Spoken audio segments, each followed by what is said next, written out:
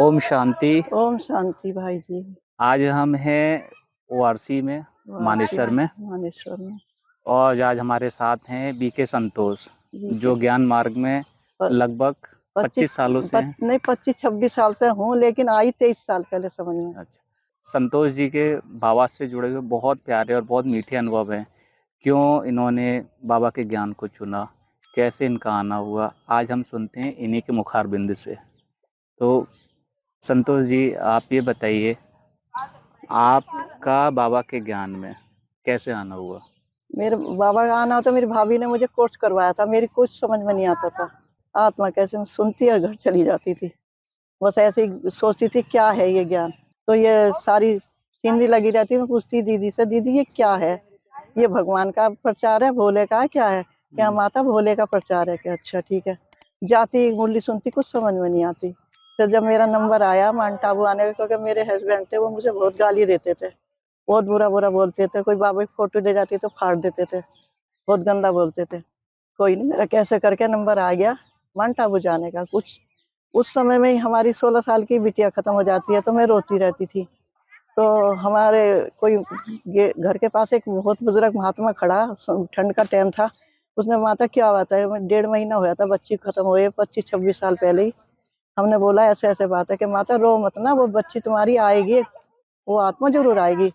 और उसके 3 निशानी बताई थी, हमें कुछ निश्चय नहीं। जब हम पहली बार माउंट आबू आए, तो बाबा का तपस्या धाम, जो हम पढ़े लिखे नहीं थे, हमें किसी ने बताया कि अपने मन की बात यहाँ कहनी।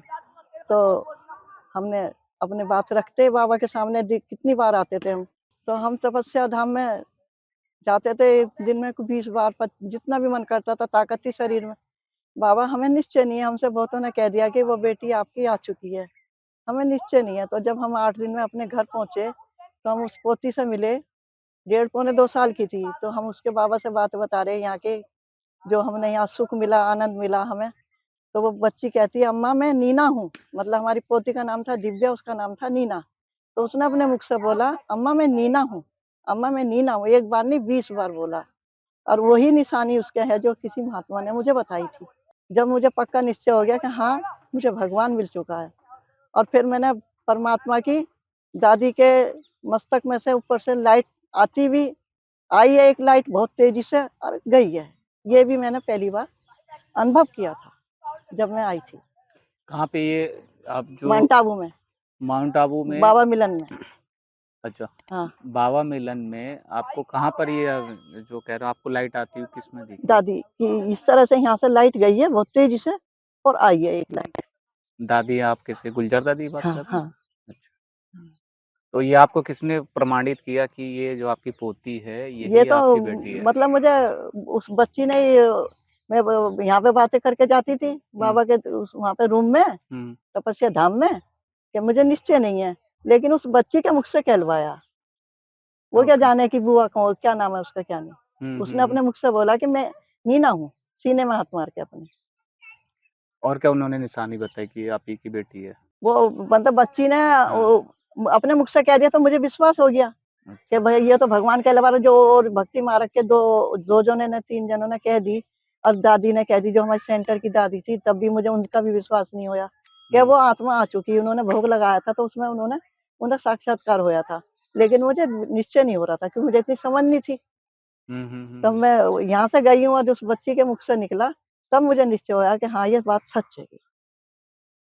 अच्छा, आपने कहा कि आप भक्ति मार्ग से जुड़े रहे, हाँ जी। काफ़ी लैम समय तक। हाँ, भक्ति मार्ग में बहुत व्रत करे, बहुत ज़्यादा, बहुत व्रत पूजा करती, बहुत दूर-दूर हरिद्वार क्या, वैष्णो देवी क्या, वो इलाहाबाद तक क्या, गंगा, जमुना सब नहाए, कार्तिक नहाई, बहुत गुरु बनाए, 2 गुरु बनाए।